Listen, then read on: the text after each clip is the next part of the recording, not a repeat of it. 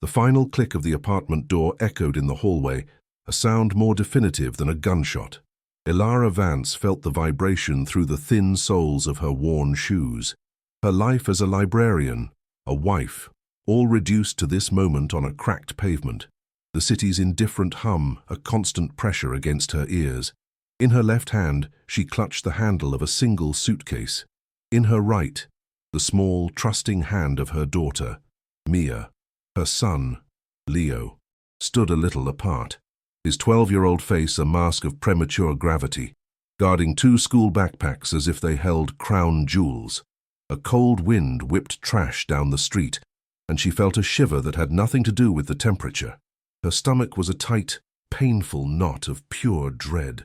She mentally counted the money again. $150. The number was an insult, a cruel joke whispered by a universe that had already taken her husband. A wave of dizziness washed over her, and she tightened her grip on Mia's hand, her small bones a fragile anchor in a swirling reality. It was a physical manifestation of failure, a feeling so complete it left no room for hope, only the raw, immediate need to survive the next hour. She felt a cold, empty space where her heart used to be, filled only with the chilling awareness of their absolute, terrifying vulnerability. The ache in Ilara's stomach was a familiar companion now, a dull throb that mirrored the emptiness in her life. It was worse, though, to hear the quiet rumble from Mia's belly, to see the way 12-year-old Leo's eyes lingered on bakery windows they passed. With their $150, every penny was a critical decision. Dinner was 2 lukewarm hot dogs and a shared water, eaten on a cold park bench under the jaundiced glow of a street lamp. The greasy smell of the cheap meat made nausea climb her throat, but she forced herself to eat, needing the strength. She could feel the damp chill of the evening seeping through her thin jacket, a cold that settled deep in her bones. Leo hadn't spoken more than 10 words since the eviction, his silence a heavy blanket of accusation and fear. Mia, usually a whirlwind of questions and laughter, was quiet, her small body pressed against Ilara's side for warmth. A surge of rage, hot and useless, coursed through her. Rage at the disease that took her husband, rage at the medical system that bled them dry, and a bitter, acidic rage at herself for failing them so completely. Her entire body ached with a fatigue that sleep would not cure, the weight of their existence pressing down on her shoulders like a physical shroud, each breath a struggle against despair. The smell of the cheap food, so different from the sterile, antiseptic scent of the hospital, dragged her unwillingly back. She could still feel the phantom sensation of her husband David's hand in hers, the warmth slowly, irrevocably fading over long days and nights. She remembered the relentless, cheerful beeping of the machines that were supposed to be saving him, a sound that now haunted her waking moments and her brief, troubled sleep. Each beep had been a tick of a clock, counting down not just his life, but their entire future. And with his last, shuddering breath, the other nightmare began. The letters arrived, crisp white envelopes filled with cold, black numbers, invoices, statements, final notices. The numbers swam before her eyes, a tidal wave of debt that consumed their life savings in weeks. She remembered the shame, the burning heat in her face speaking to indifferent clerks, begging for extensions, for mercy. The savings account, once a source of pride, dwindled to nothing. $3,800. That last number was branded into her mind. It was the sum of her failure, the price of her husband's life, the total value of her own. Her stomach lurched, the taste of bile rising in her throat. The debt wasn't just financial, it was a sickness in her soul, a crushing weight that made it hard to breathe. Later, huddled in the cold confines of their failing station wagon, their only shelter, she remembered the letter. It had arrived 2 days before the eviction, an oddity in a stream of final demands. The envelope was thick, cream-colored, addressed in a spidery, unfamiliar hand. She'd tossed it onto the passenger seat, assuming it was another vulture. Now, under the weak dome light of the car, she retrieved it. Her fingers, numb with cold, fumbled with the seal. The paper inside was heavy, official, legal letterhead from a firm she'd never heard of.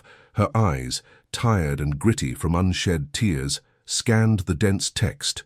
The words swam, meaningless at first. Estate of Jasper Croft, great uncle, last will and testament. Then the phrase that made her heart stop and then restart with a painful, stuttering beat. Bequeaths his sole property, the Oakhaven Public Library. A library. Of all the cosmic ironies, a place of books, the very thing her life was built on before it was torn down. It felt like a cruel joke from a past she didn't know she had, offering a ruin as a rescue.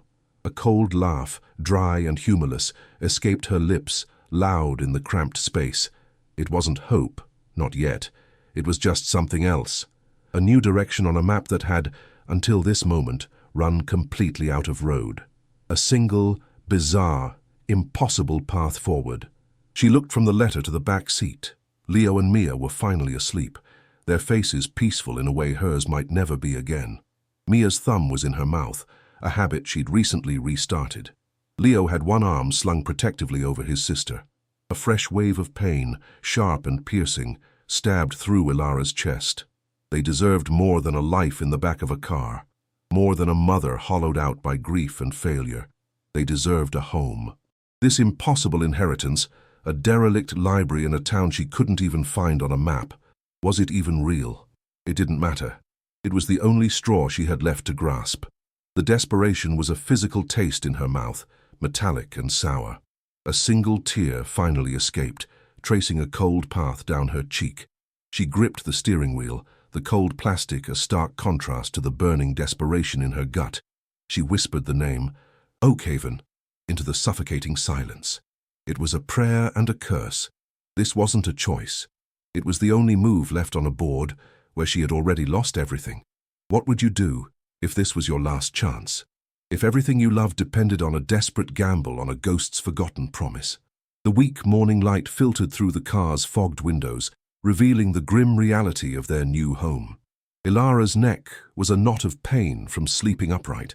Her decision, made in the desperate quiet of the night, now felt both insane and unavoidable. "We're going to Oakhaven," she announced, her voice attempting a confidence she was nowhere near feeling. She turned the key, and the station wagon groaned to life with a shudder and a plume of black smoke, a protest against its own existence. The journey began. This vehicle, a relic of their former life, was now their chariot and their cage, its constant rattles and whines a soundtrack to their flight.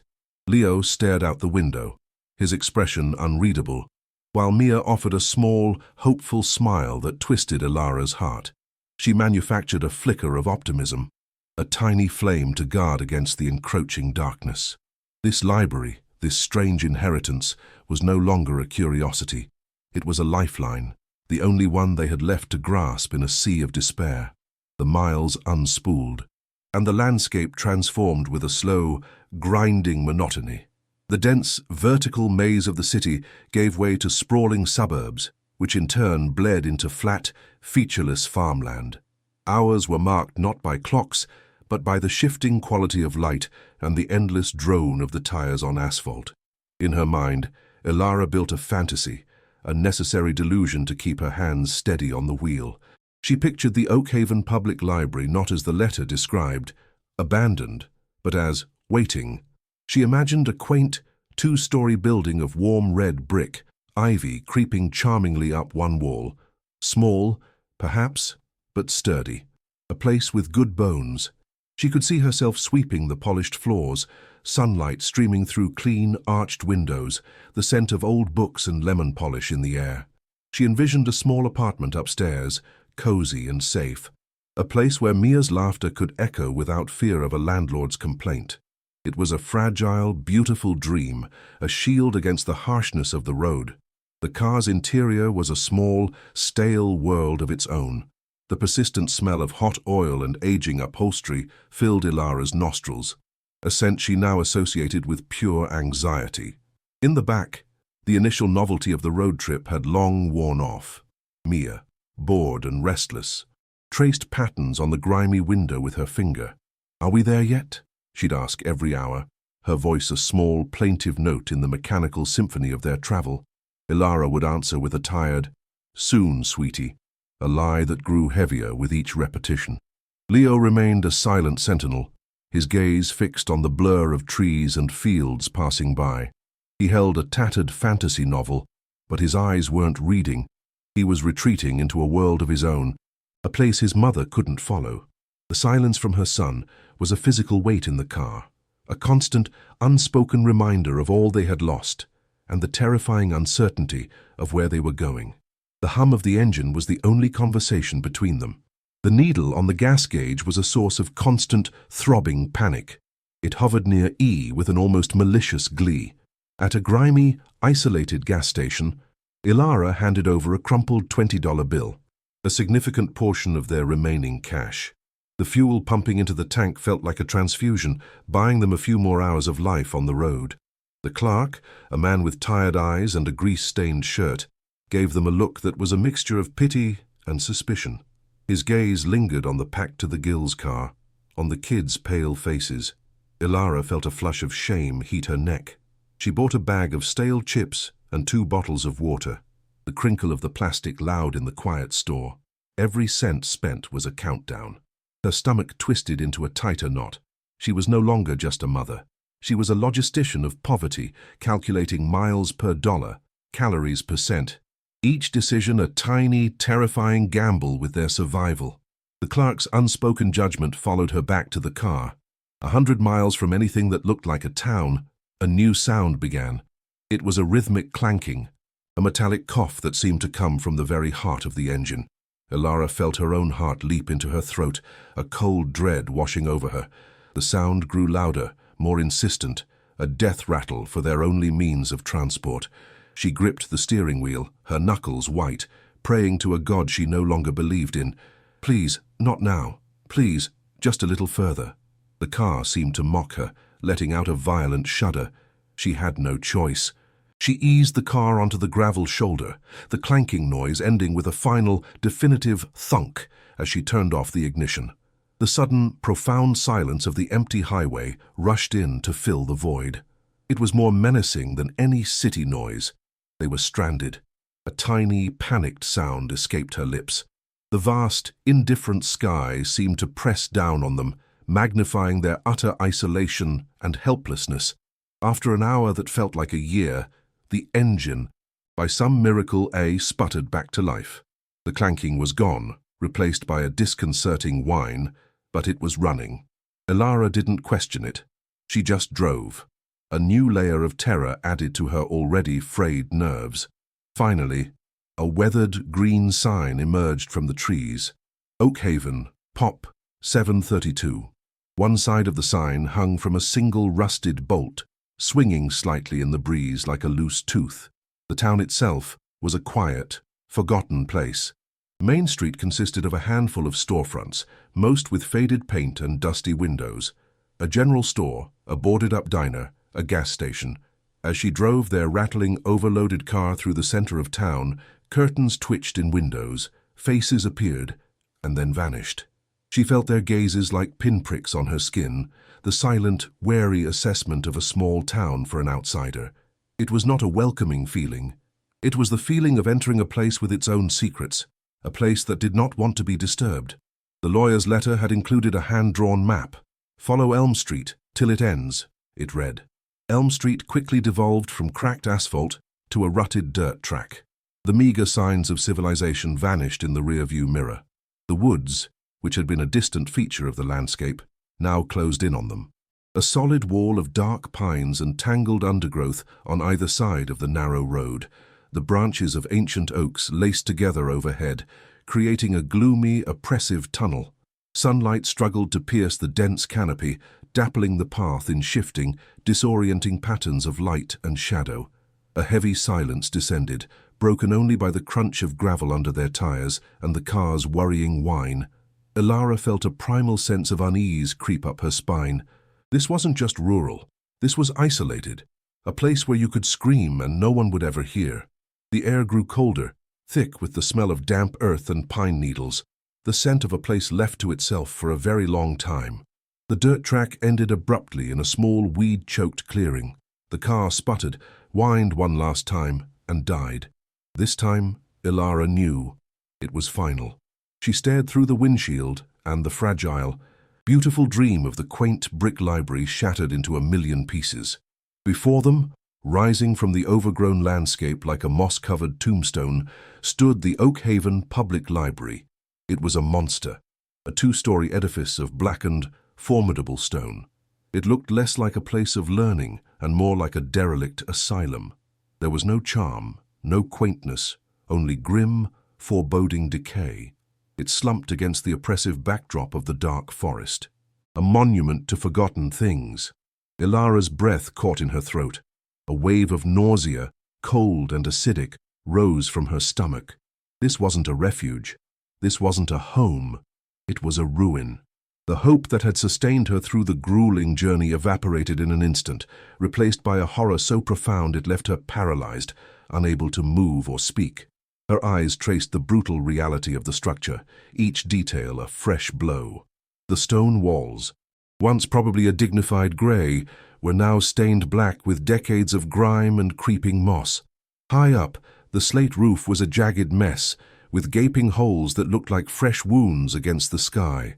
Most of the tall, arched windows were either crudely boarded over with weathered planks or simply shattered, the dark, empty spaces within staring out like the vacant eyes of a skull. Near the base, a large section of the foundation had crumbled, spilling a cascade of stone and mortar onto the thorny, overgrown lawn. A single, skeletal tree clawed at the side of the building, its bare branches scraping against the stone in the wind. The entire edifice seemed to be groaning under its own weight, leaning precariously as if one strong gust of wind might bring the whole thing crashing down. This wasn't a building in disrepair. It was actively dying. A slow, structural collapse happening before her very eyes. Slowly, as if moving through water, Ilara pushed open the car door. The squeal of its rusty hinges was immediately swallowed by a deep, unnerving silence. There was no birdsong, no distant hum of traffic, nothing. The only sound was the whisper of a cold wind moving through the broken window panes and the rustle of dead leaves across the cracked stone steps. A profound chill settled over her, a cold that seeped into her bones and had nothing to do with the autumn air. It was the cold of absolute isolation. Her heart, which had been pounding with anxiety, now felt like a heavy stone in her chest. She looked back at the dead car, then at the monstrous ruin before her, and then at the dense, dark wall of the forest that bordered the property on three sides. They were trapped. The false hope, the desperate gamble, had led them to this. This wasn't the bottom of the barrel. This was a place dug far beneath it. This was not a home. It was a grave waiting for its next occupants. As she took a hesitant step toward the main entrance, the smell hit her like a physical force. It was a thick, complex stench that made her gag. The primary note was damp, pervasive rot, the unmistakable smell of water damage left to fester for years.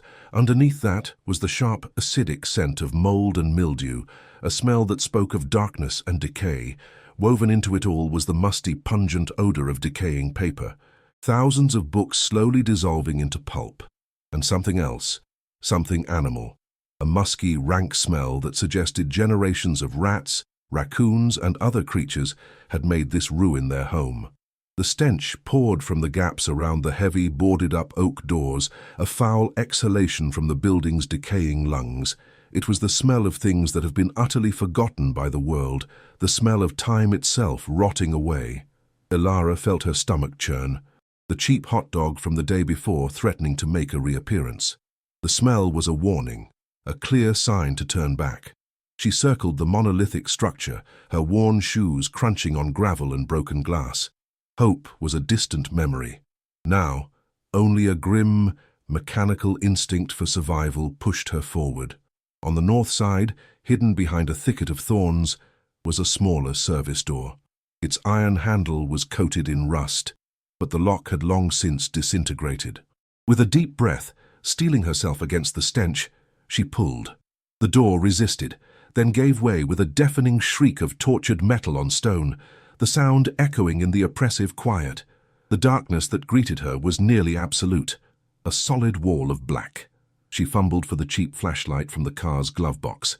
Its beam cut a weak, trembling circle into the gloom. As her eyes adjusted, the sheer scale of the dereliction became terrifyingly clear. A vast main hall stretched before her, its ceiling lost in shadow. Dust motes, thick as insects, swarmed in the pathetic beam of light, and there, in the center of the hall, was the source of the rot, a colossal, jagged hole in the roof. She swept the flashlight beam across the cavernous space, and every detail was a testament to destruction. Directly beneath the hole in the roof, a mountain of sodden, moldy books had collapsed into a pulpy, unrecognizable sludge. The floor around it was a slick mire of black mildew. Towering wooden bookshelves, once elegant and sturdy, now sagged drunkenly, warped and splintered by years of moisture. Water stains, dark and map-like, crept down the stone walls, evidence of a slow, relentless invasion.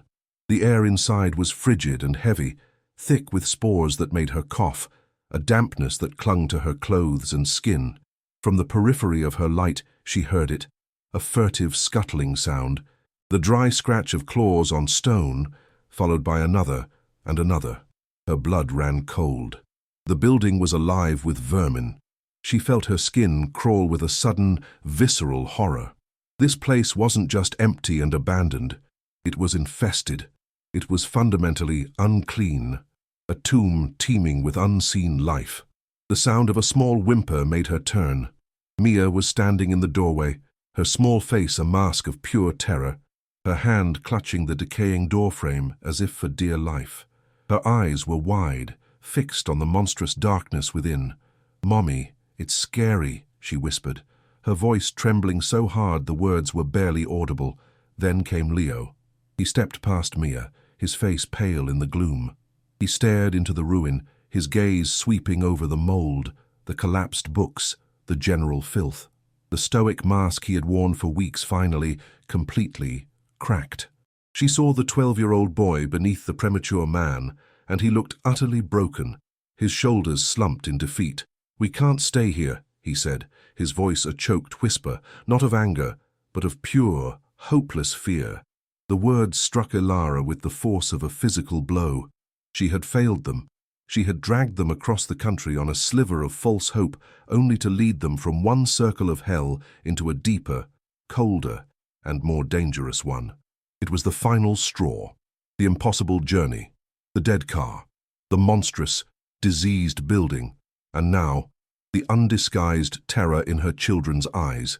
It all coalesced into a single, crushing weight that extinguished the last spark of her will. This wasn't a setback. It was a final judgment. They were utterly stranded, with no money, no transportation, and no shelter, but this collapsing, infested tomb. The last ember of adrenaline-fueled hope that had kept her going finally died, leaving behind a cold, black, infinite void. The strength went out of her legs. She sank to her knees in the filth and debris just inside the doorway, the sharp edges of gravel and grit pressing into her skin through her thin pants.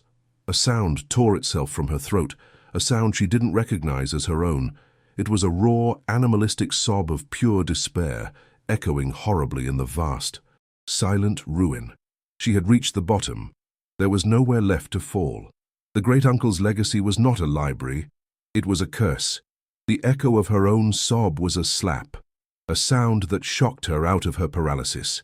Through the blur of her tears, she saw Mia's terrified face, her small hand reaching for her.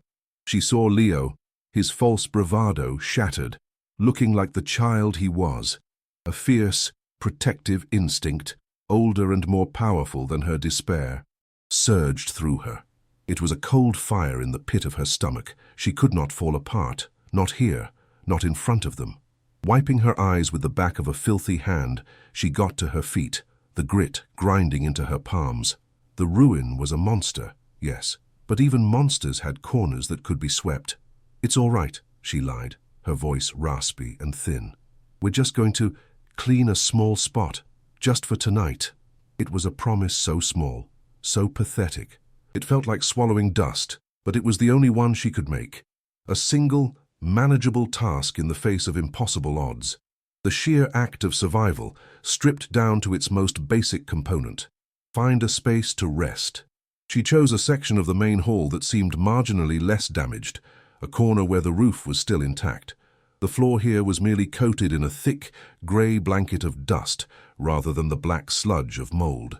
Her first task was to create light. She found a heavy, overturned reading table and, with Leo's reluctant help, managed to right it. On its dusty surface, she placed their single flashlight, aiming its weak beam upwards, where it created a pathetic, ghostly circle on the distant shadowed ceiling. She then scavenged a few splintered planks from a broken bookshelf and, with the small hatchet from the car's emergency kit, managed to build a pathetic fire in the grand stone fireplace. The stones were cold, damp, and the fire sputtered and smoked, filling the air with an acrid smell. But it was light. It was heat.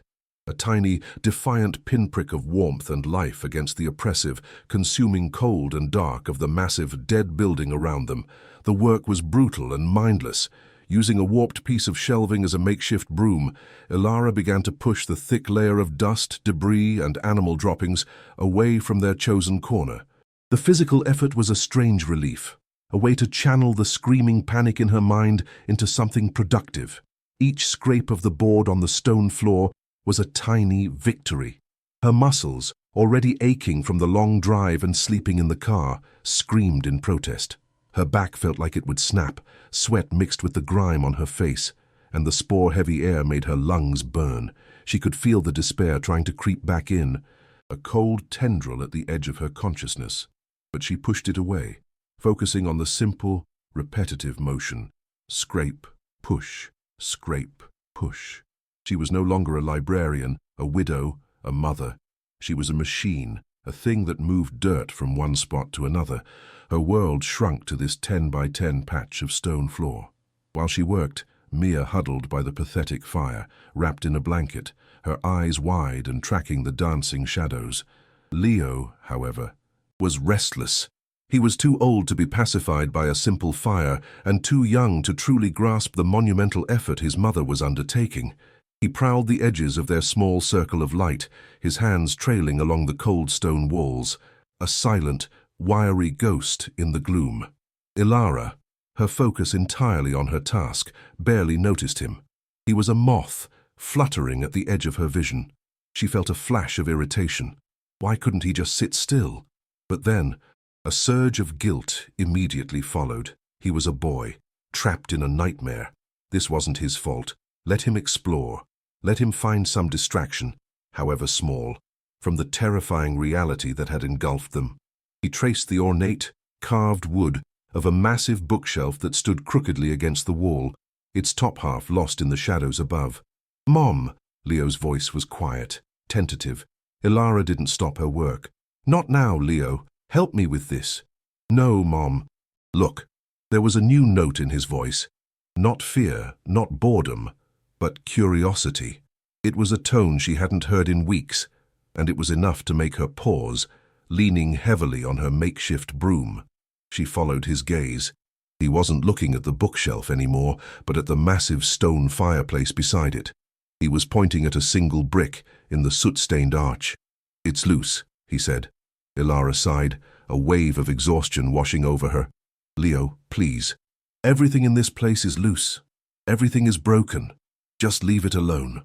But he was already wiggling it, his fingers dusty and black. The brick scraped, then shifted, coming free in his hands with a puff of ancient soot. Ilara felt a pang of annoyance, another mess to deal with. But Leo wasn't looking at the brick. He was peering into the dark, rectangular hole it had left behind. "There's something in there," he whispered, his voice filled with a conspiratorial excitement. Ilara finally abandoned her work. Her own curiosity piqued despite her exhaustion. She walked over, taking the flashlight from the table. She aimed the beam into the small cavity. It wasn't a space for hiding things. Instead, the light glinted off a small, vertical piece of dark metal, something that looked like the handle of a lever, set deep within the stonework. It was clearly man-made and deliberate. It did not belong. A sudden, inexplicable shiver, a feeling that had nothing to do with the cold, traced a path down her spine. The air in the library suddenly felt different, charged with a strange new energy. The endless, monolithic despair of the place had been punctured by a single, tiny point of intrigue. Her heart gave a strange little flutter in her chest. For the first time since arriving, a question entered her mind that wasn't about survival. What was this? "Don't touch it," she said, her voice sharp, but her own hand was already reaching past Leo. Her fingers brushed against the cold, smooth metal. It was cool and solid, a stark contrast to the crumbling, damp stone around it. This was not part of the original structure. This was an addition, something hidden. Her mind, the mind of a librarian, a cataloguer of facts and a lover of stories, began to spin. Hidden levers in old buildings. It was the stuff of the Gothic novels she once curated. It felt absurd, impossible, and yet the solid reality of the lever was undeniable beneath her fingertips. Leo watched her, his eyes wide in the flickering firelight. "What is it, Mom?" he asked, his voice a hushed breath. She didn't have an answer. "I don't know," she admitted, her own voice barely a whisper. The silence in the vast hall pressed in around them, suddenly feeling less empty and more watchful, as if the building itself were holding its breath, waiting to see what she would do. She gripped the metal handle. It was cold and unyielding. For a moment, she hesitated. What if it was a trap? What if it brought the whole rotten structure crashing down on their heads? The thought was paralyzing, but then she looked at the filth, at the fire sputtering its last, at Mia shivering by the weak flames. What did they have to lose? They were already at the bottom. With a grunt of effort, she pulled. The lever resisted, groaning with the rust of ages, then moved downwards with a loud, grating scrape of metal on stone. The sound was shocking in the deep silence. For a second, nothing happened. A wave of anticlimax washed over her.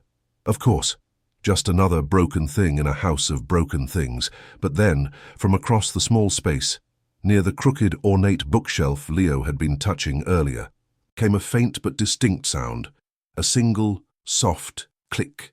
It was a precise, mechanical sound, utterly out of place amidst the decay. Leo heard it too. His head snapped towards the bookshelf. "It came from there," he breathed. Ilara aimed the wavering beam of the flashlight at the massive piece of furniture. It was at least 10 feet tall, carved from a dark, almost black wood, with intricate designs of oak leaves and acorns winding up its sides. It was the one piece of furniture in the hall that wasn't splintered or warped, merely coated in a thick layer of dust. And now she could see what Leo had noticed. It wasn't just crooked. A thin, dark line, a gap no wider than a finger, had appeared between the side of the shelf and the stone wall. It hadn't been there before. Her heart was hammering against her ribs now, a frantic, wild rhythm. This was real. This was happening. Slowly, cautiously, she approached the bookshelf, her feet crunching on the debris-strewn floor. She reached out a trembling hand and pushed against the carved wooden frame. With a low, deep groan that seemed to come from the very bones of the earth, the massive bookshelf began to move. It didn't fall. It swung, pivoting inwards on a set of unseen, silent hinges, scraping a clean arc through the thick dust on the stone floor. The movement was impossibly smooth, a testament to a level of engineering that defied the surrounding ruin. A gust of air washed over her as the shelf opened, and she gasped. This air was different. It wasn't the thick, spore-laden, foul-smelling air of the library. It was cool, dry, and clean, carrying with it the faint, pleasant scent of old paper, leather, and cedar. It was the smell of a place that had been sealed, a time capsule preserved against the relentless decay that had consumed everything else. The flashlight beam cut into the newly revealed space, and her breath caught in her throat. It wasn't a passage. It was a room, a small, hidden study, perfectly preserved and utterly untouched by time. She took a hesitant step across the threshold, feeling as though she were violating a sacred tomb. The bookshelf swung shut behind her with a soft, final thud, plunging her into absolute darkness. A spike of pure panic shot through her, and she fumbled with the flashlight, her hand shaking so badly she almost dropped it. The beam flickered back on, a solitary dancing point of light in a perfect sealed blackness. The silence here was different, too. It was absolute. The sounds of the wind, the scuttling vermin, even the crackle of their small fire, were gone. muffled by the thick stone walls and the heavy wooden door. It was as if she had stepped out of the world entirely.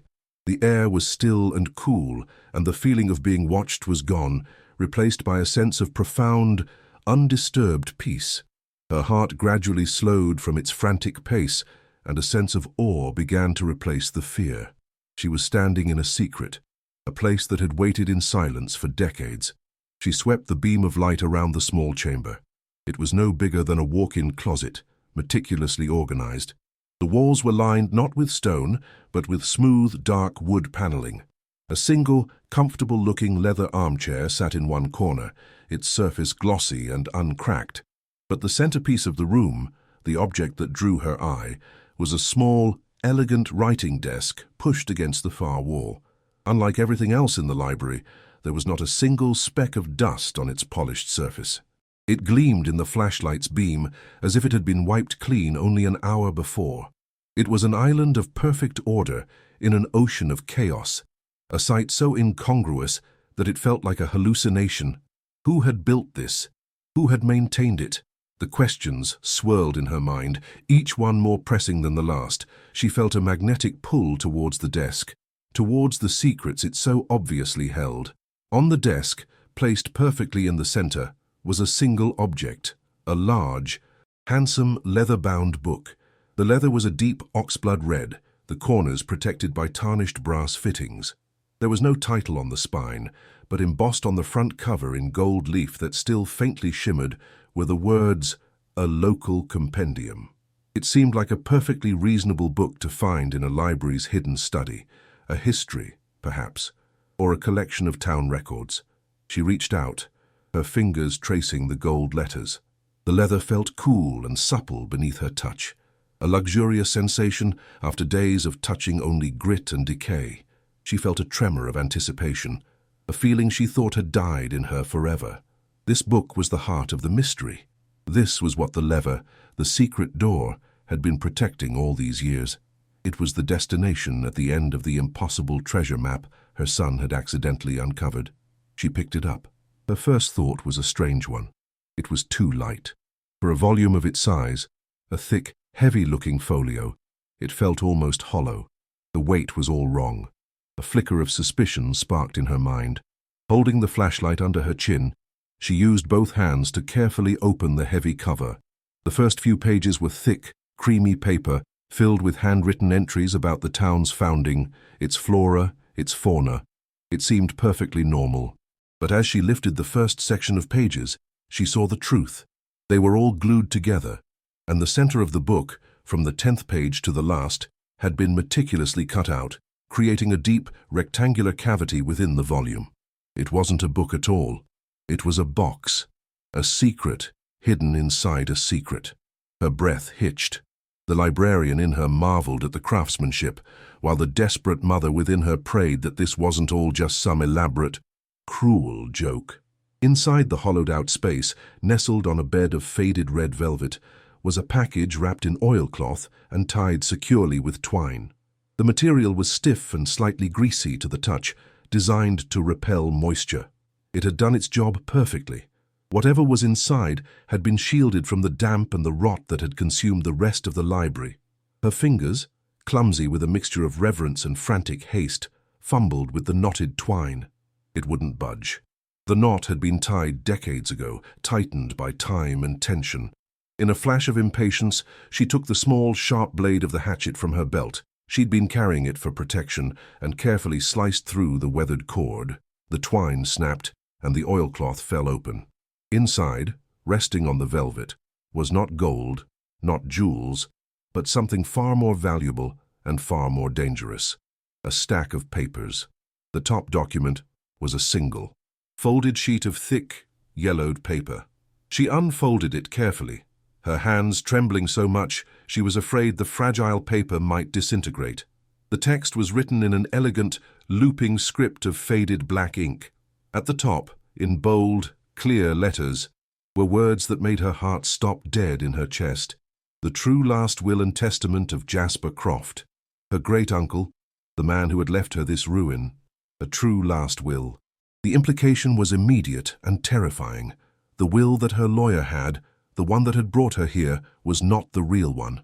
A cold dread, mingled with a dizzying sense of vertigo, washed over her. This wasn't just a secret study, it was the epicenter of a lie, and she was standing right in the middle of it. The weight of the paper in her hand suddenly felt immense, heavy with the gravity of a long-buried truth. Beneath the will were other documents, a thick sheaf of them. She lifted them out, her flashlight beam dancing over the pages. They were official, legal papers, filled with surveyors, jargon, property lines, and wax seals that were still intact, though brittle with age. She recognized the letterhead. They were original county deeds. She shuffled through them, her eyes catching names of tracts of land: Whispering Pines Timber, Blackwood Ridge, East Valley Holdings. They meant nothing to her, but the sheer volume of them was staggering. It wasn't a single plot of land. It was dozens. Vast tracts of what the compendium's early pages had described as valuable timberland, the dense forest that surrounded the town. The same forest that now pressed in on the library, dark and menacing. It felt as if she were holding the entire landscape in her hands. The final items in the hollow book were two slim, leather-bound ledgers. Unlike the grand compendium, these were small, practical, and meant for accounting. She opened the first one. The pages were filled with columns of names and numbers, all in the same elegant, controlled handwriting as the will. But these were not records of profit. They were records of loss.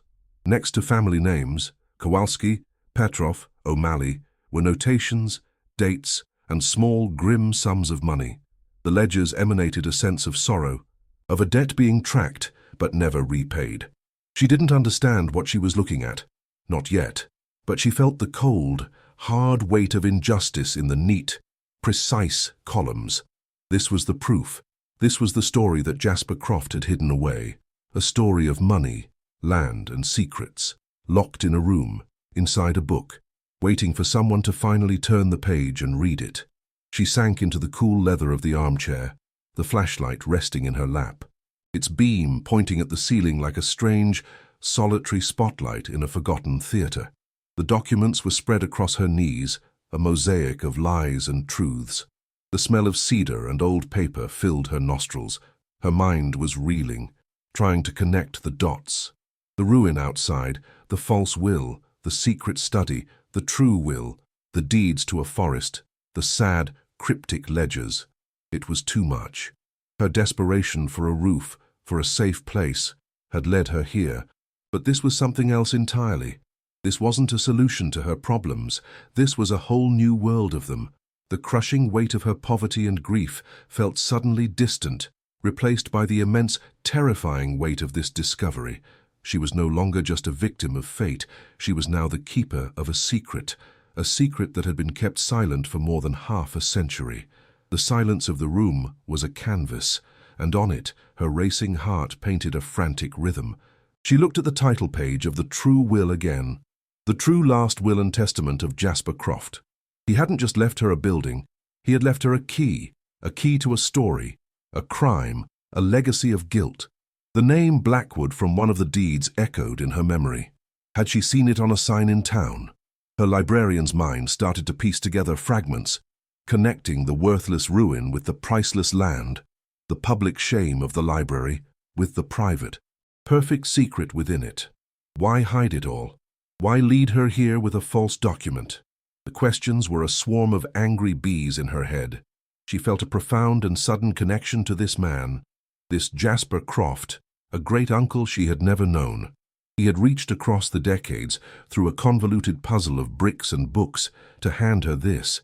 But was it a gift, or was it a curse? She thought of her children, huddled by a dying fire in the next room, in a world of decay and filth. Then she looked at the deeds in her hands, papers that represented, she was beginning to suspect, a fortune built on the injustice chronicled in the sad little ledgers. A wave of nausea, sharp and acidic, rose in her throat. This was not a simple inheritance. This was a moral labyrinth. The path to her family's salvation, the path to a warm bed and a full meal, seemed to lead directly through a swamp of historical wrongdoing. To save her children, Would she have to right a wrong that was older than she was? Or could she just take the wealth, if that's what it was, and run? The thought was a tempting, poisonous whisper in the perfect silence of the secret room. The escape she so desperately craved was suddenly, impossibly, within her grasp. But the price of that escape was becoming terrifyingly clear. She carefully, reverently, began to gather the documents. The oilcloth, the will, the deeds, the ledgers. Each piece felt charged, humming with the energy of its long confinement. This was not the end of the mystery, it was the very beginning. The discovery was not the answer, it was the question, a question that had been waiting for her, specifically, to arrive. She placed everything back inside the hollow book, the heavy cover closing with a soft, satisfying whisper. The weight of the book in her hands felt different now. It was no longer deceptively light. It was heavy. It was heavy with the fate of her family, with the ghosts of forgotten people, and with the potential for either justice or ruin. She stood up, her body aching, her mind on fire. She had to get back to her children, back to the cold and the dark. But she was no longer the same woman who had entered this room. The woman who had crawled into this library was broken, defeated, a victim. But the woman who now stood in this secret, silent place, holding a book full of secrets, was something else. A flicker of the person she used to be. Ilara Vance, the meticulous librarian, the solver of problems, the protector of stories, ignited within her. The despair that had been a physical shroud around her had been burned away by the sheer, shocking voltage of the discovery. She was still terrified, still in danger, still responsible for the 2 small lives in the other room. But now, for the first time in months, she was not hopeless. She had a weapon. It was a strange and dangerous weapon, made of paper and ink and the guilt of a dead man. But it was hers. She held the compendium to her chest like a shield, its secrets a cold, hard reality against her pounding heart. With a deep breath, she found the hidden catch inside the doorframe and pushed. The great bookshelf swung open silently, revealing the pathetic, flickering firelight of their grim reality. The smell of mold and smoke rushed in to greet her, a foul miasma after the clean air of the study. It was like stepping from a dream back into a nightmare. Leo was asleep now, curled up near the fire, and Mia was a small lump under a blanket beside him. They looked so fragile, so innocent of the complex, dangerous world she had just discovered. A fierce, protective love, so sharp it was painful, pierced her heart. She had stumbled upon a story that could save them or destroy them. The path forward was no longer about simple survival. It was about choosing a side in a war she didn't even know existed an hour ago. The weight of that choice settled upon her, heavier than any book. She carefully placed the hollow compendium into her one shabby suitcase, hiding it beneath their few changes of clothes. It felt like hiding a bomb. The ordinary fabric of their lives, the worn shirts and patched jeans, seemed flimsy and inadequate to contain the explosive secret she now possessed. She sat by the fire, watching its embers glow and fade, mirroring the turmoil in her own soul. The ruin no longer felt like a grave. It felt like a battleground. The despair had been replaced by a sharp, clear-eyed fear, a fear that was focused and had a purpose. She was no longer just fighting against poverty and bad luck. She was fighting for something. The deeds, the will, the names in the ledger, they were not just papers. They were a legacy, a terrible, complicated, and potentially powerful legacy that had just been placed squarely in her hands. The night was far from over, and a new, more dangerous day was coming. The fragile embers of the fire offered little comfort against the profound chill of the library, a cold that now seemed to emanate not from the damp stones, but from the very secrets they held. Sleep was an impossibility. Her mind was a frantic loom, weaving together the impossible threads of the past hour. The click of the lever, the scent of cedar, the impossible weight of the hollow book. After ensuring her children were deeply asleep, their innocent breaths a stark contrast to her own ragged gasps, she crept to the suitcase. Her fingers trembled as she pulled out the compendium. The cool, supple leather felt like a living thing beneath her hands. This was no longer just a discovery. It was a responsibility. Taking the oilcloth-wrapped packet back to the dying fire, she carefully unfolded the first document. It was not the will. It was a letter, several pages long, written in the same elegant script. The title was a single, heartbreaking word, confession. A cold dread, sharp and specific, coiled in her stomach. She had to know. She had to read it. The fate of her family felt tied to every word on that yellowed paper. She angled the page to catch the flickering firelight, the elegant loops and swirls of Jasper Croft's handwriting dancing in the gloom. The letter began not with the crime, but with a deep, personal sorrow. "To whoever finds this," it read, "know that I have lived my life as a ghost in this hall of stories, haunted by the one story I was too cowardly to tell." He wrote of his youth in Oakhaven, a town then being carved from the wilderness by sheer force of will. He described his ambition to be a man of law and principle, and then he introduced the architect of his damnation, Alistair Blackwood.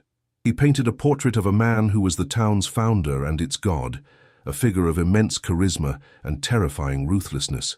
Alistair could charm a bird from a tree, Jasper wrote, and then wring its neck without a second thought if it served his purpose. Ilara felt a shiver trace its way down her spine. The words on the page were not just history.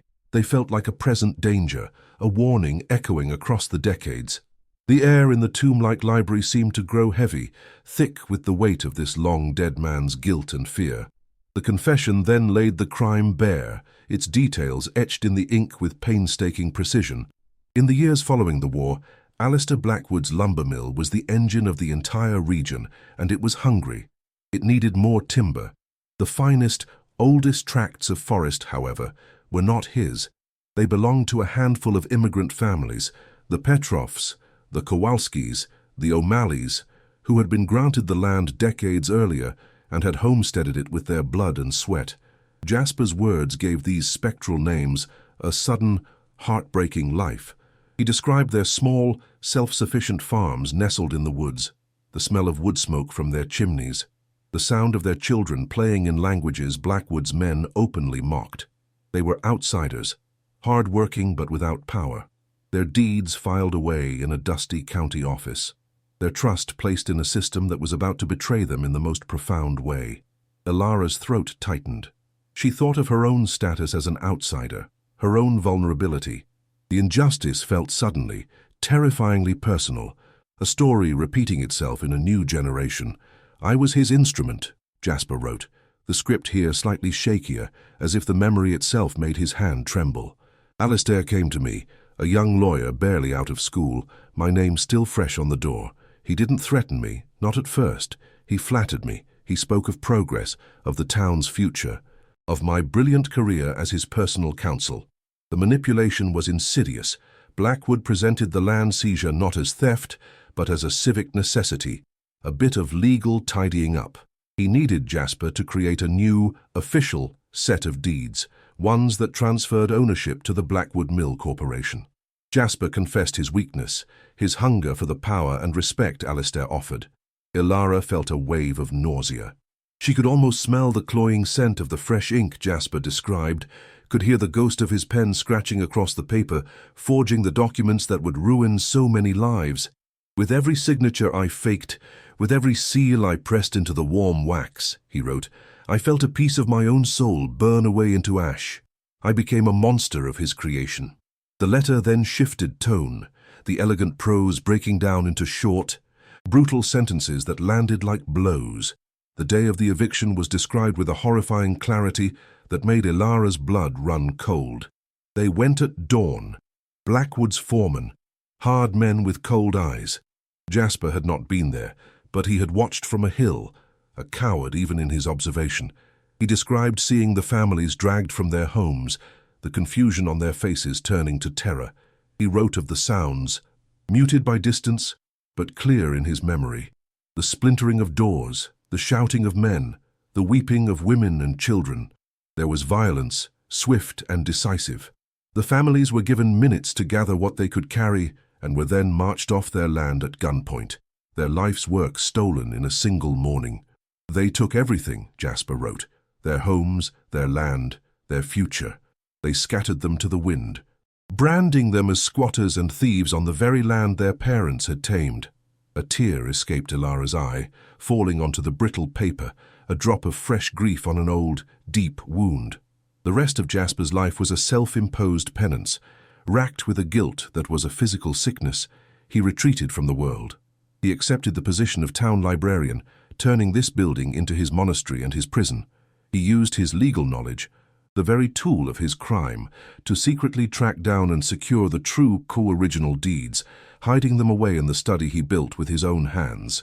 He spent decades watching Alistair Blackwood's fortune grow into an empire, all built upon the foundation of his lie. The wealth of the Timberlands, he explained, was now astronomical, a kingdom of green gold. "I have watched the Blackwood family flourish like a poison vine," he wrote, "while the descendants of the families I helped to ruin still live in the shadow of this town, trapped in poverty and fear." Ilara felt the crushing weight of his life's mission being transferred to her. He hadn't just confessed, he had passed a torch, a terrible, burning torch of responsibility, into her unsuspecting hands, hoping she would have the courage he never did. Finally, she turned to the document titled The True Last Will and Testament. It was a legal masterpiece, elegant and ironclad, a testament to the brilliance Jasper had squandered. It began by declaring any other will, specifically one leaving only the derelict library, to be a decoy created under duress.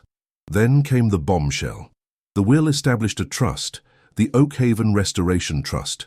Its sole asset was to be the entirety of the Timberlands, the true ownership of which was proven by the enclosed original deeds. The value he estimated, even decades ago, made Ilara's head spin, millions upon millions of dollars. The purpose of the trust was singular, to locate the living descendants of the families listed in his ledgers and restore to them their stolen birthright. And then she saw her own name. "I appoint my great-niece, Ilara Vance, as the sole administrator of this trust, with a generous salary for her duties." Her heart hammered against her ribs. It was salvation. It was a fortune, but it was a fortune she would have to go to war to claim. The weak morning light, grey and cheerless, filtered through the filthy windows, finding Ilara exactly where she had been all night, huddled by the cold ashes of the fire. The documents were hidden away, but their weight was a physical presence in the room, a pressure in her chest that made it hard to breathe. She was the keeper of a truth that could shatter the foundations of the entire town. When Leo and Mia awoke, their simple needs, for warmth, for food, for reassurance, felt both impossibly demanding and achingly precious. She gave them the last of the stale chips, her mind 1,000 miles away, calculating the risks, weighing the options. The secret she held was a bomb, and she had no idea if it would save them or obliterate them. It was in the midst of this silent, churning turmoil that she heard it, a sound from the outside world, alien and intrusive, the loud crunch of heavy tires rolling slowly over the gravel of the clearing. A vehicle, not a passing car on some distant road, but one that was deliberately, confidently, pulling right up to the library, peering through a grimy crack in the boarded-up window. Ilara felt a jolt of pure adrenaline. A gleaming black truck, so new its paint reflected the grey sky, had parked beside their own rust-bucket station wagon. The contrast was a slap in the face, a statement of power and wealth next to their monument of poverty and failure. The driver's side door opened, and a man emerged. He was in his late 60s, but he moved with the vigor of someone 20 years younger. He was tall and broad-shouldered, wearing a crisp flannel shirt and clean dark jeans that were clearly expensive. He wasn't dressed for work. He was dressed in the costume of a man who owned the work. He placed his hands on his hips and surveyed the decrepit library, his expression a mixture of irritation and utter disdain, as if looking at a piece of trash that had been dumped on his front lawn. Every line of his body screamed ownership, authority, and a complete lack of patience. Ilara's hand instinctively flew to her chest, her heart pounding a frantic, terrified rhythm against her ribs.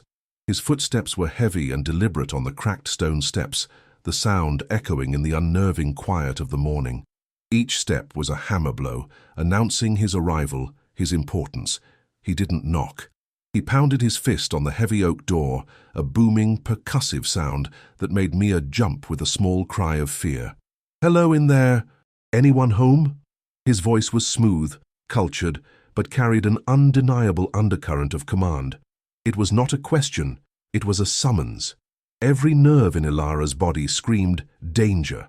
This was not a friendly neighbor. This was not a curious townsperson. The timing was too perfect, too predatory.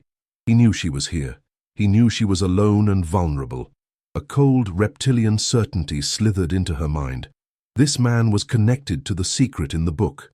Before moving to the door, she made a swift, instinctual movement, shoving the suitcase containing the compendium deep into the shadows of a crumbling alcove, praying the darkness would be enough to conceal it. Taking a deep, shaky breath, Ilara pulled open the heavy, groaning door just enough to see him. The man stood framed in the doorway, the grey morning light behind him making him a powerful silhouette. Up close, his face was weathered but handsome, with sharp blue eyes that missed nothing. They flickered from her face, down to her worn clothes, past her to where Leo and Mia huddled by the dead fire, and then around at the decaying interior. A faint, almost imperceptible smirk touched the corners of his mouth. "Silas Blackwood," he announced, his voice a low baritone. "I'm the mayor of Oakhaven. My grandfather, Alistair, founded this town, built this very library." In fact, the name hit Ilara like a physical shock. Blackwood, the architect of the crime, the monster from Jasper's confession. She felt the blood drain from her face. She was standing face to face with the ghost's heir, the man who had inherited the stolen kingdom. She struggled to keep her expression neutral, to hide the storm of terror and fury that was raging inside her. "So," Silas continued, his condescending gaze sweeping over the ruin once more, "I heard through the grapevine that Jasper Croft's last living relative had come to claim this eyesore." The word was a deliberate pinprick, designed to wound and belittle. Frankly, it's an embarrassment, a blight on the landscape, and a danger to anyone foolish enough to step inside. He looked directly at her, his blue eyes cold and hard as chips of ice. "I'll do you a favor. I feel a certain civic duty. You see," he reached into his jacket and pulled out a thick envelope. "Here's $5,000, cash, for the deed. You take your children, get that piece of junk you're driving fixed, and you start over somewhere new, somewhere civilized." The offer was a profound insult, a pittance designed to measure her desperation. He was testing her, trying to see how cheaply her hope could be bought. Ilara felt a surge of white-hot rage, so potent it almost made her dizzy. $5,000 for a legacy worth hundreds of millions. The rage gave her a strange, momentary strength. She found her voice, though it came out as a dry, cracking whisper. "That's very generous," she managed, the words tasting like ash in her mouth. "But I need some time to think. We've only just arrived." Silas Blackwood's thin smile vanished instantly, as if it had been wiped from his face. The friendly, concerned mayor persona dissolved, revealing the cold, hard predator beneath. His eyes narrowed, and he took a half-step closer, invading her personal space, his sheer physical presence an act of intimidation. "Think about what?" he said, his voice dropping to a low, dangerous purr. "There's nothing to think about. This is a good town, a quiet town. We all know each other here. We take care of our own." The message was utterly unambiguous. You are an outsider. You are not one of us. You are not welcome here. The threat was no longer veiled. It was laid bare between them, cold and sharp as a shard of glass. He was marking his territory. He leaned in closer, his voice dropping even further, a conspiratorial and menacing whisper meant only for her. "Let me give you some advice, Mrs. Vance. This is a remote place out here. The woods are deep." He paused, letting the silence and the image hang in the air between them. "People who come here stirring up old ghosts, digging around in things that should stay buried. Well," another pause, this one filled with chilling significance.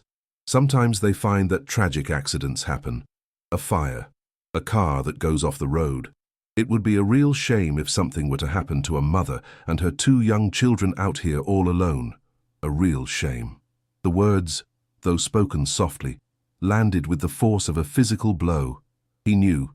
He didn't know what she'd found, not specifically, but he knew the library was a powder keg, and he was threatening to light the fuse with her and her children inside. It was a direct, unequivocal threat against their lives. Her entire body went rigid with a terror so profound it felt like being encased in ice. Without waiting for a response, Silas Blackwood straightened up, his face once again an impassive mask of civic authority. He gave her a final, dismissive nod, turned on his heel, and strode confidently back to his gleaming truck. The engine roared to life, an aggressive sound that shattered the morning's quiet. He backed up, spraying gravel, and sped away down the dirt track, leaving behind a swirling cloud of dust and a silence that was now thick with menace. Elara remained frozen in the doorway, her hand gripping the rough wood so tightly her knuckles were white. Her legs were trembling so violently she had to lean against the frame to keep from collapsing. The secret was no longer a historical burden, it was a live, ticking bomb. The monster from Jasper Croft's story now had a name and a face, and he had just promised to destroy her and her children if she stood in his way. Her poverty was a cage, but this secret, this truth, was a key that could either set her free or electrocute her on the spot. What would you do? Would you take the blood money and run, ensuring your children's immediate safety? Or would you risk their very lives to fight for a justice that has been buried for over 50 years? The echo of Silas Blackwood's truck faded, leaving a silence so profound it felt like a physical pressure against Elara's eardrums. She remained pressed against the doorframe, the rough, splintered wood digging into her palm. Her body was a rigid column of ice, but her mind was a firestorm of terror. The woods are deep. Accidents happen. The threat wasn't a whisper from the past. It was a promise for the immediate future. Every shadow in the vast, decaying hall seemed to lengthen and writhe, no longer just a feature of the ruin, but a hiding place for the violence he had so casually offered. The air, already thick with the scent of mold and rot, now seemed tainted with a new, metallic smell, the scent of pure, unadulterated fear, her own. She looked over at her children, huddled together, their small forms a terrifying testament to her own vulnerability. They weren't just her reason to live. In the cold calculus of Silas Blackwood's world, they were her most dangerous liability, the leverage he would not hesitate to use against her. She finally found the strength to push the heavy door shut. The groan of the wood was a sound of finality, of a cage door closing. The lock was shattered, offering no real protection, a fact that sent a fresh wave of panic through her. She dragged a heavy, overturned shelf in front of the door, a pathetic barricade that she knew would do nothing to stop a determined man. Her heart hammered against her ribs, a frantic, trapped bird. The secret she had unearthed no longer felt like a potential salvation. It was a curse, a glowing target painted on their backs. The hollow book, hidden in their shabby suitcase, now felt radioactive, a toxic secret that was poisoning their chances of survival. She felt an overwhelming, primal urge to simply destroy it, to burn the will and the deeds and the confession, to erase the truth and beg for the $5,000. But the image of Jasper's guilt-ridden script, of the stolen lives in his ledger, held her fast. It was a moral vertigo, a choice between her children's safety and a justice she had no idea how to achieve. The day stretched on, an eternity of quiet, drawn-out torment.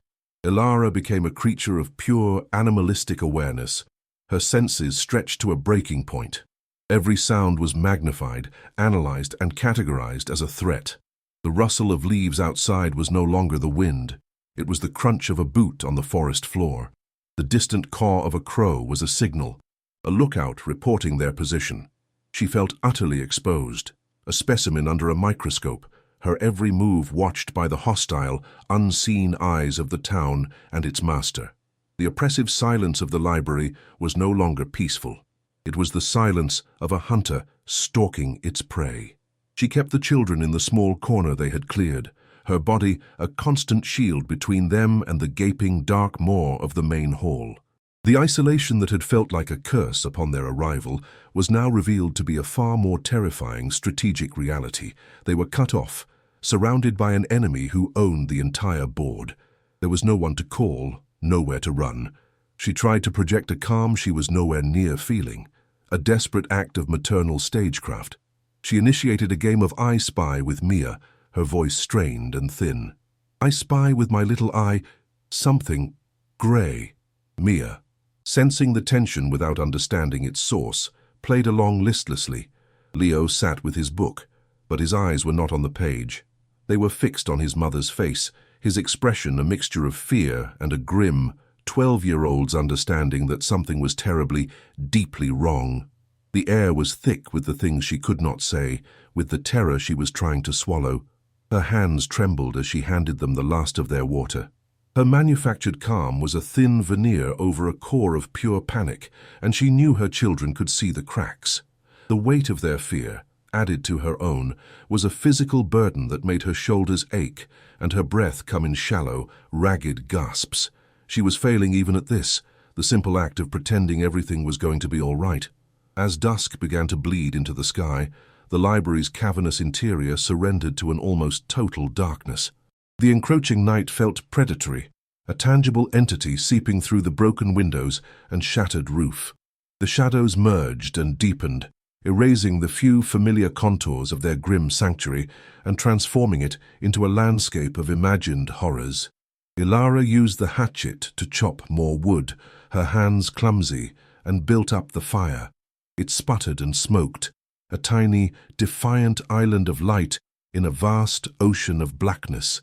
The wavering flames cast huge, monstrous silhouettes against the far walls, figures that seemed to dance and writhe with a life of their own. She felt a cold sweat trickle down her back. Her imagination, usually her comfort, was now her enemy, populating the darkness with Silas Blackwood's threats.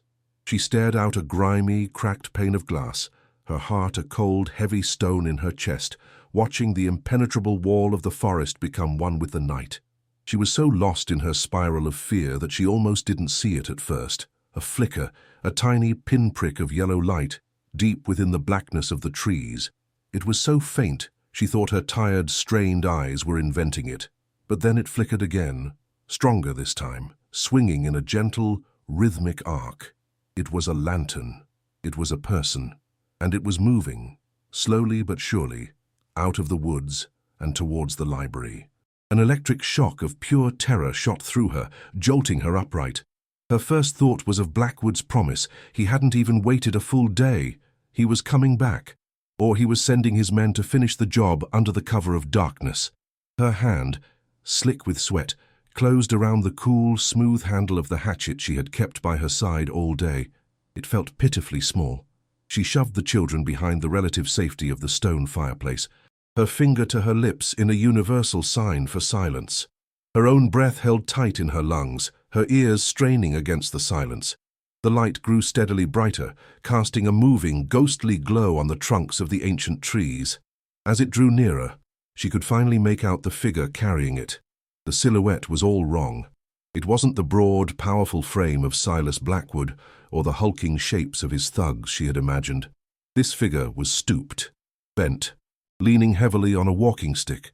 They moved with the slow, deliberate shuffle of the very old. Her terror, sharp and specific, began to dissolve into a profound and unsettling confusion. Who would be walking through these woods at this time of night, approaching a derelict ruin, a lost traveler, a ghost? The figure stopped at the edge of the weed-choked clearing, just beyond the reach of their own firelight. The person raised the lantern high, its warm glow illuminating a face etched with 1,000 wrinkles. The silence was then shattered by a voice, thin and reedy, but clear as a bell on the cold night air. A voice that called out a question so bizarre it felt like a line from a dream. "Jasper," the old man called out, his voice cracking with age. "Is that you in there, you old ghost?" I saw the smoke, still trying to burn the place down after all these years. The question was so utterly absurd, so steeped in a history she couldn't comprehend, that it shattered Ilara's fear-induced paralysis. This was not a threat. This was something else entirely. Something just as strange, but infinitely less menacing. Driven by a desperate, inexplicable intuition that this was not a danger but an answer. She stepped away from the window. "Stay here," she whispered to Leo, who was peering out from behind the stone hearth, his eyes wide. Taking a deep breath, her heart still thudding a nervous rhythm against her ribs, she moved to the heavy, barricaded front door. The shelf was heavy, and it scraped loudly against the stone floor as she pushed it aside. She pulled the groaning door open just a crack, peering out into the lantern-lit darkness at the strange, ancient visitor who had come calling for a dead man. The man standing in the clearing looked as old as the trees around him. He was frail, his flannel shirt and worn trousers hanging loosely on his bony frame. He held the brass lantern in one hand and leaned heavily on a gnarled wooden walking stick with the other. But as he stepped closer, the lantern light illuminated his face, and Ilara saw that his eyes, nestled in the web of wrinkles, were shockingly bright, clear, and intelligent. They held no malice, only a deep, weary curiosity. "You're not Jasper," he stated, his voice softer now. "I suppose I knew that. He's been gone a long time." He introduced himself, his voice a dry rustle of leaves. "Arthur Finch. I was the custodian here, a lifetime ago, back when this was still a library." He gestured with his lantern towards the road. "I live just through the trees. I saw the smoke last night. Then I saw Silas Blackwood's truck this morning. When I saw the light again tonight, I knew the time had finally come." A sense of profound destiny radiated from him, an ancient patience, a strange trust, born of sheer desperation, and the undeniable sincerity in his eyes, bloomed in Ilara's chest. She opened the door wider and gestured for him to come in. Arthur Finch stepped across the threshold, his gaze sweeping the ruin not with surprise, but with a deep, familiar sorrow. "She's in a bad way, old girl," he murmured, patting a stone wall like an old friend. He looked at Ilara, then at the children peeking out from behind the fireplace, and a look of profound understanding softened his weathered features. "You have his eyes," he said to Ilara, a statement that sent a small shiver down her spine. Jasper's, that same look of carrying a weight too heavy for one person. By the fire, the story she had pieced together from paper and ink was given a voice. She told him everything. About the desperation, the journey, the secret study, the hollow book. She didn't hold back. When she finished, she made the biggest gamble of her life. She retrieved the compendium and laid it open on his lap. Arthur's gnarled, trembling fingers traced the embossed title on the cover, then touched the pages of the confession with a reverence that made Ilara's breath catch in her throat. He was not surprised.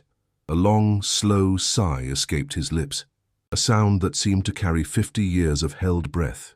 "I knew," he whispered, his voice thick with emotion. "I knew he'd hidden it all. I just never knew where." His own confession then came tumbling out, a torrent of memory held back for half a century. He and Jasper had grown up together, thick as thieves. He had watched as Jasper's ambition led him into Alistair Blackwood's web, and he had watched as the guilt over his role in the land theft consumed him, turning him into a recluse, a ghost haunting his own life. The story from the confession was true, but Arthur added a new, brutal layer that Jasper had been too ashamed to write. He had been there, hiding in the stacks, the day Silas's father came to visit. "Marcus Blackwood," Arthur said, the name a curse on his tongue. Silas's father. He wasn't smart like Alistair or Silas. He was a brute, a blunt instrument. Arthur's eyes stared into the fire, but he was seeing a scene from decades ago. He described Marcus cornering Jasper in this very hall, not with flattery or legal trickery, but with a single, crude threat. He knew Jasper had a younger sister living in another state with her family. Marcus had a photograph of her children. He told Jasper that if a single word about the real deeds ever got out, if he ever tried to be a hero, that accidents happen far away too, that families can be erased. That, Arthur explained, was the final nail in Jasper's coffin. The false will, the one leaving Ilara only the derelict library, was written under that direct, brutal duress. It wasn't just guilt that kept Jasper silent. It was the active, ongoing threat against the lives of his family, the very family from which Ilara was descended. The weight of this new information was crushing. The crime wasn't a single event in the past. It was a living, breathing entity, a campaign of terror that had spanned generations of Blackwoods. Arthur looked up from the fire, his sharp eyes locking onto Ilara's. "Silas is worse than both of them," he warned, his voice a low, urgent whisper. "Alistair was a thief, and Marcus was a thug. But Silas is smart. He's respected. He's woven himself into the fabric of this state. He has everything to lose, and he will burn down the whole world to protect it. Starting with this library. Arthur's warning was not a possibility. It was a prophecy. He knew the man who had threatened her that morning, knew the poison that ran in his veins. The danger was no longer a vague threat of accidents. It was a certainty, a direct and impending act of violent erasure. The clock was ticking, and Elara had a terrifying feeling that it was about to strike midnight. But Arthur hadn't come only to warn her. He had come to arm her. He reached into the deep pocket of his worn coat and pulled out a small, tattered, leather-bound notebook, its pages filled with the same spidery script as the notes on her lawyer's map. Jasper tracked them for a while, he said. The families. But he was afraid. I never stopped. He opened the notebook. It was a mirror of Jasper's ledgers, but it was alive. It contained the names of the descendants. They don't know, he said, his voice trembling with a lifetime of righteous anger. They live right here, in Oakhaven, in the shadow of the Blackwood Mill, working for pennies on the very land that was stolen from their great-grandparents.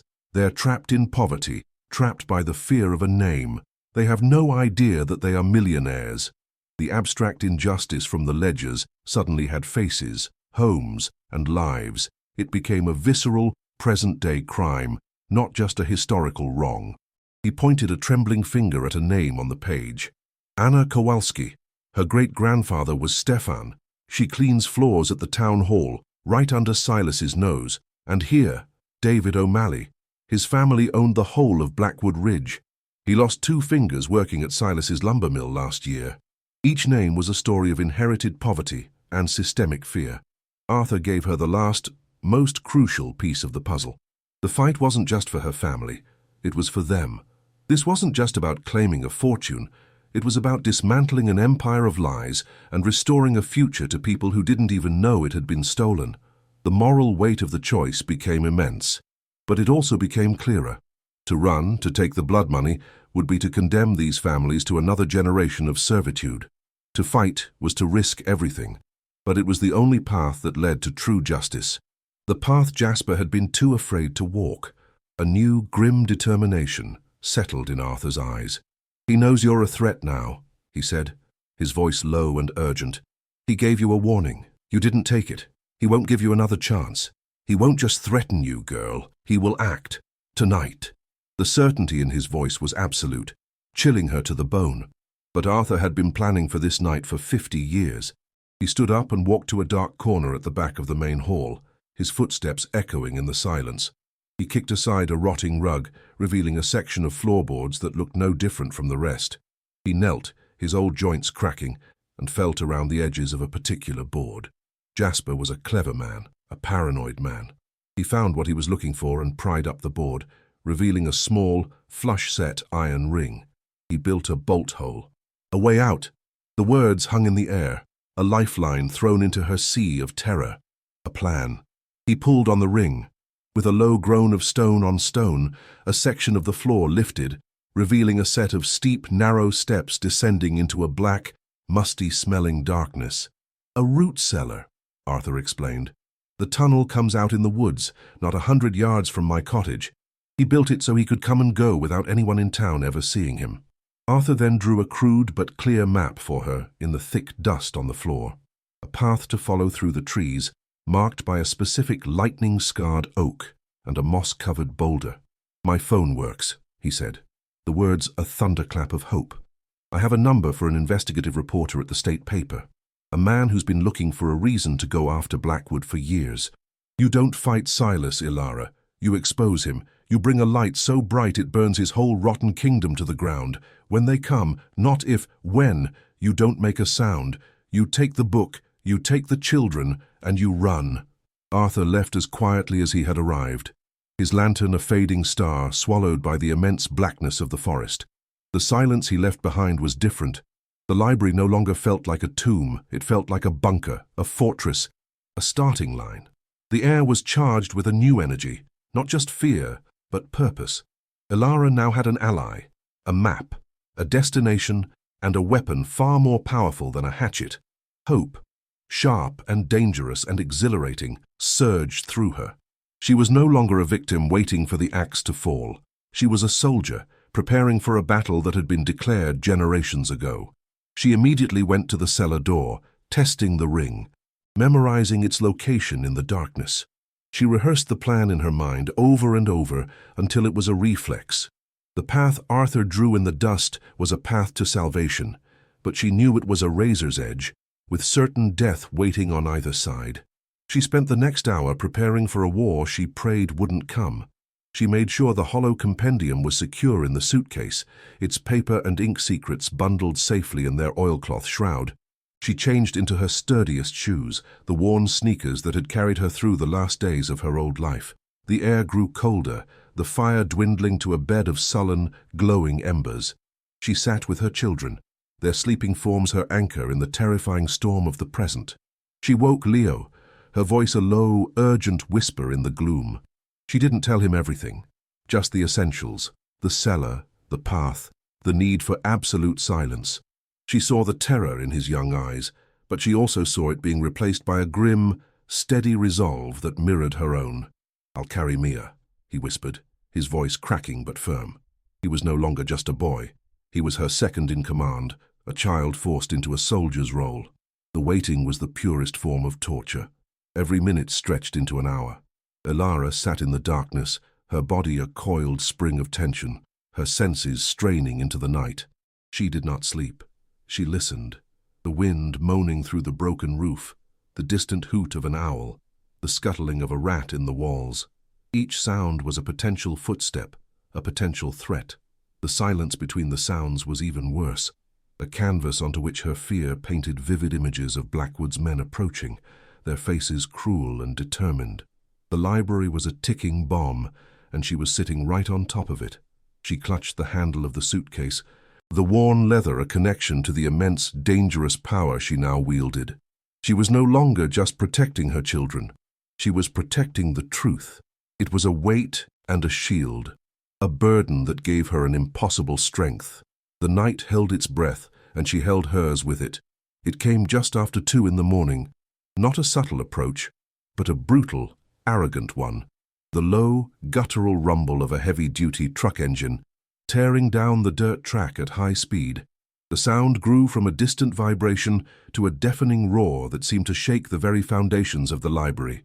Elara's heart, which had been pounding a steady rhythm of fear, leaped into her throat and exploded into a frantic, wild drumbeat. This was it. The moment Arthur had predicted, the moment her life, and the lives of her children, would be decided. The truck barreled into the clearing and screeched to a halt, its powerful headlights cutting violent white slashes through the darkness of the main hall, pinning them in their corner like terrified animals. The engine was cut, and the sudden, shocking silence was instantly broken by the slam of 2 heavy doors. They were here. Panic, cold and sharp, threatened to overwhelm her, but Arthur's voice echoed in her mind. "You don't make a sound. You run." The words were a mantra, an anchor. She didn't scream. She moved. In a single, fluid motion, she was on her feet, grabbing the suitcase. She shook Mia awake, her hand already clamped gently over her daughter's mouth to stifle the sleepy, confused cry. "It's a game, sweetie," she breathed, the lie tasting like acid in her mouth. "The quiet game.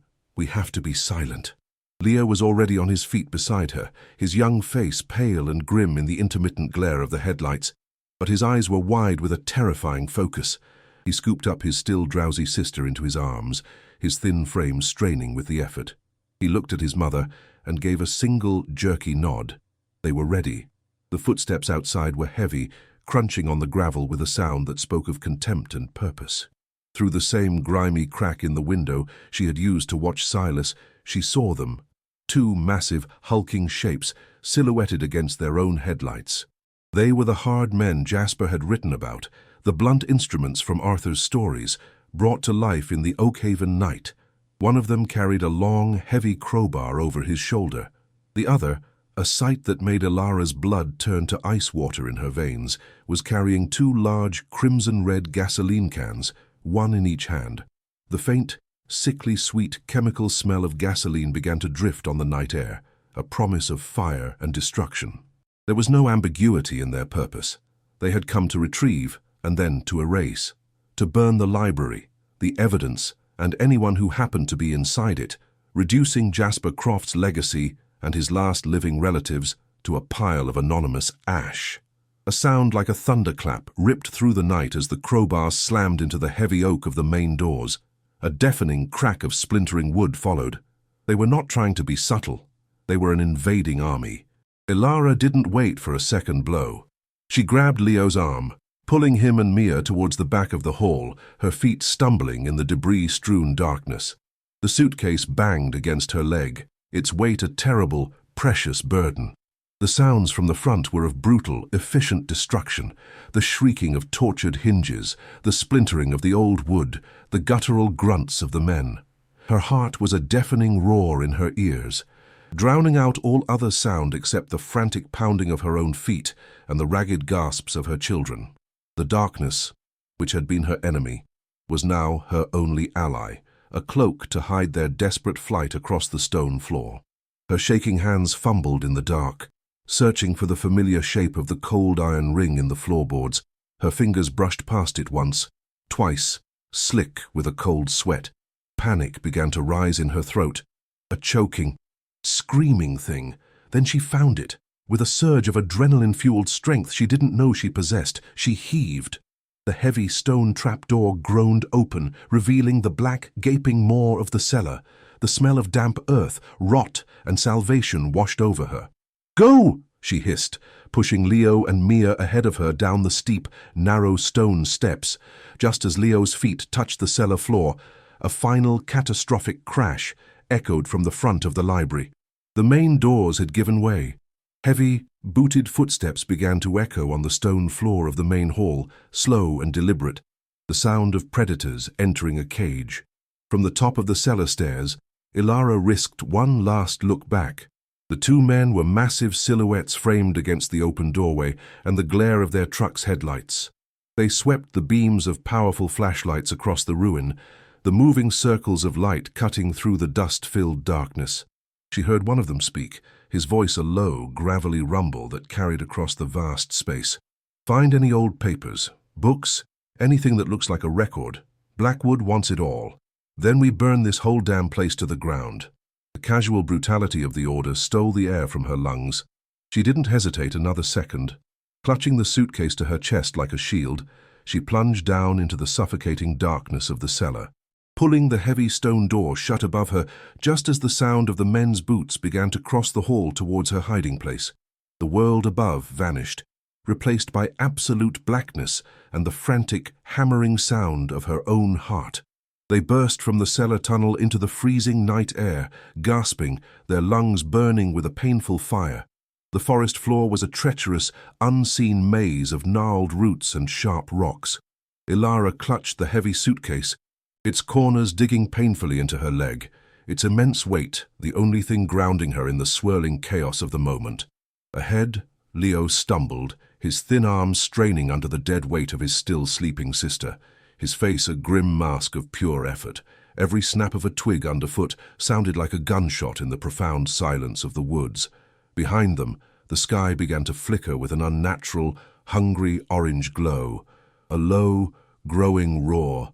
The sound of a great beast awakening reached them, punctuated by the sharp, explosive crackle of ancient wood catching fire. The smell of smoke, thick and acrid, clawed at their throats. A foul incense marking the violent end of Jasper Croft's sanctuary. Ilara's breath was a ragged sob in her chest. She focused on Arthur's crude map etched in her mind. Then she saw it, a single, steady yellow light, the cottage window. They practically fell through Arthur's door, a heap of mud, sweat, and terror on his clean-swept wooden floor. The immediate warmth of the small cottage enveloped them, a stunning contrast to the biting cold they had just fled. The air here smelled of pipe tobacco, dried herbs, and old paper, a scent of quiet, predictable sanity in a world that had gone completely mad. Arthur Finch was a statue of perfect calm amidst their storm of panic. Without a single word of surprise, he took the worn quilt from his own simple bed and wrapped it gently around Mia, who was now awake and whimpering softly from fear and confusion. He looked at Ilara, his bright eyes seeing everything, the soot smudged on her cheek, the wild terror in her eyes, and the grim determination that was hardening her jawline. He simply nodded once, a lifetime of patient waiting culminating in this single, terrible moment. Then, he turned and pointed a gnarled finger toward the back wall at an old black rotary telephone. "The world is bigger than Oakhaven," he said, his reedy voice a steel blade. Time Silas found that out. Ilara's fingers, trembling but sure, dialed the number from Arthur's precious notes. The whir and click of the rotary dial sounded like a machine of fate winding up. Each number was a step into an unknown future. The phone on the other end rang once, twice. Then a sharp, awake voice answered. Hollister. Her own voice, when it came, was a stranger's, raspy, low, and devoid of the terror that was screaming inside her. The words she had rehearsed in her mind came out not as a plea, but as a declaration of war. "My name is Ilara Vance. I am calling from Oakhaven. I am the executor of the true last will of Jasper Croft. I possess the original deeds to the Blackwood Timberlands and a signed confession detailing 50 years of fraud, coercion, and conspiracy." She paused. The lawyer's sharp intake of breath a sign she had his full attention. "Silas Blackwood's men are, at this moment, burning down the Oakhaven Library to destroy this evidence. My children and I just escaped with our lives." Her stomach was a knot of icy dread, but a cold fire burned in her veins. This was it. The first shot fired back. As Ilara spoke, her words weaving a tapestry of legal fact and mortal danger, Arthur took a different piece of paper from his notebook. It contained a second number. He moved to a smaller, newer phone on his writing desk, a backup he'd kept for this exact possibility. He dialed quickly, his old fingers surprisingly nimble. The voice that answered was groggy with sleep. "Daniel, it's Arthur Finch." The grogginess vanished instantly, replaced by a sharp and professional alertness. "The Oakhaven story. It's happening. Right now." Arthur's voice was calm, the voice of a battlefield correspondent reporting from the front lines. "Blackwood has made his move. He's burning the library. The proof, the real proof we've always talked about, is here with a witness. Jasper's heir. She's alive, and she has everything." He gave Daniel the address of his cottage and the name of the lawyer Ilara was speaking to. "You need to get your crew here before the sun comes up. He's destroying the crime scene, Daniel. He's handed you his own head on a platter. Don't be late for dinner." He hung up. The two calls a pincer movement, closing in on a man who believed he was untouchable.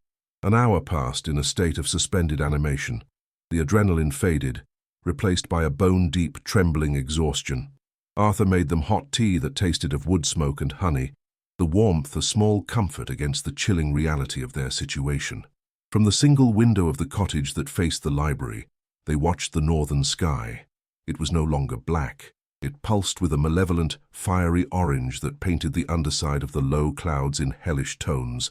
A column of black smoke, thick and oily, was rising into the heavens, a funeral pyre for 1,000,000 lost stories and one man's lonely penance. A profound sadness washed over Ilara for the building, for the books, for the ghost of Jasper Croft. But beneath the grief was a cold, hard kernel of strategic satisfaction. Silas Blackwood, in his arrogant fury, had just lit a beacon. He had turned a hidden secret into a public spectacle, an undeniable act of destruction that screamed guilt to the entire world. The fire was no longer just a threat. It was Exhibit A. Then, in the far distance, came a new sound. The faint, rising and falling wail of sirens. They were not the sirens of Oakhaven's single, timid fire truck. This was a chorus, a wave of authority rolling through the sleeping countryside. Within minutes, the dirt track was flooded with flashing lights, red, blue, and white strobing against the trees, turning the dark woods into a chaotic, disorienting theater. State police cruisers, their insignia gleaming in the firelight, swarmed the clearing first, their movements sharp and professional. They didn't go to the fire. They established a perimeter, taping off the entire area with yellow crime scene tape that fluttered like triumphant banners in the wind. Right behind them was a dark sedan with an official state seal on the door, from which two figures in sober suits emerged, their faces grim and determined. And then, just as Arthur had promised. A large white news van from the state's biggest television station lurched into the clearing. A camera crew spilled out, a reporter already speaking into a microphone, her face illuminated by the camera's harsh light and the inferno raging behind her. The secret of Oakhaven was now the state's lead story. The sun was just beginning to cast a weak, grey light over the scene when the convoy left the library. They did not head back to the highway. They turned onto the pristine asphalt that led to Silas Blackwood's estate. The procession of official cars rolled slowly up the long, manicured driveway, a serpent of justice invading a corrupt Eden. They found Silas on his stone veranda, a cup of coffee in one hand, watching the distant pillar of smoke as if it were a minor inconvenience. His face, when he saw the state troopers and the suited men from the Attorney General's office approaching, was not one of fear. It was a mask of pure, aristocratic outrage. He started to bluster, to name-drop, to threaten, but the men were unmoved. One of them simply read the charges from a warrant: conspiracy, fraud, attempted murder, arson. The sound of the handcuffs clicking shut echoed in the crisp morning air, a tiny metallic punctuation mark on the end of a dynasty. A news photographer, who had followed the convoy, captured the image. The powerful man, reduced and shackled, his empire of lies burning on the horizon. The ensuing months were a blur of legal proceedings that unfolded with astonishing speed. The story of Oakhaven's secret history, fueled by Daniel's explosive reporting and the incontrovertible evidence from Jasper's hollow book, became a statewide sensation. In a courtroom packed with media and the hopeful, tear-streaked faces of the wronged families, descendants, the true last will and testament of Jasper Croft was validated. The decoy will was exposed as a product of duress. The original deeds were upheld. Silas Blackwood, stripped of his power and his allies, was convicted on all counts. His life sentence a final, quiet end to his family's reign of terror. In a final hearing, Ilara stood before the judge. She wore a simple, dark blue suit, a stark contrast to the rags she'd arrived in.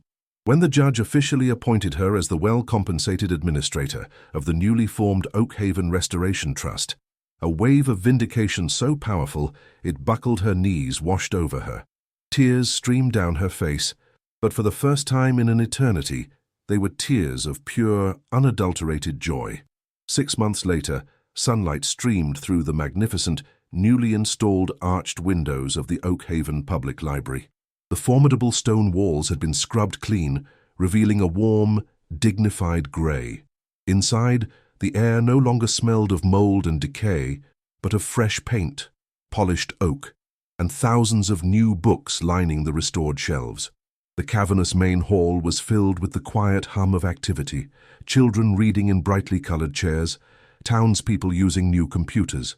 In the small hidden study, now her bright and modern office, Ilara sat at a large desk, the hum of her own computer a gentle counterpoint to the peace. From her window, she could see the new community center and the playground, built on land purchased by the trust. She watched Anna Kowalski, no longer a cleaner but a respected town council member, push her laughing granddaughter on a swing. She saw David O'Malley, now the foreman of the new, community-owned sustainable timber co-op, walk by with his head held high. The ghosts of Jasper's ledgers were finally, beautifully, at peace. The scent of roasting chicken and rosemary filled the warm air of their spacious apartment, a beautiful, light-filled home they had built in the library's second story. It was a scent of stability, of abundance, a world away from the memory of greasy hot dogs on a cold park bench. Mia sat at a large wooden dining table, not tracing patterns on a grimy car window, but happily drawing a picture of the library with a full box of new crayons. Leo was curled in a comfortable armchair by the window, lost in a book, the haunted, premature gravity on his face replaced by the simple, relaxed contentment of a child who feels utterly safe. Ilara watched them, a glass of wine in her hand, and felt her heart swell with a feeling she had thought was lost to her forever. Peace. A profound, quiet sense of belonging. She was no longer a victim, a widow, a failure. She was a guardian of stories, a restorer of justice, and a mother who had led her children out of the deepest darkness and into a home. Her family's story, like so many others, had found its redemption. If you were moved by Ilara's journey, subscribe for more stories of mystery and resilience.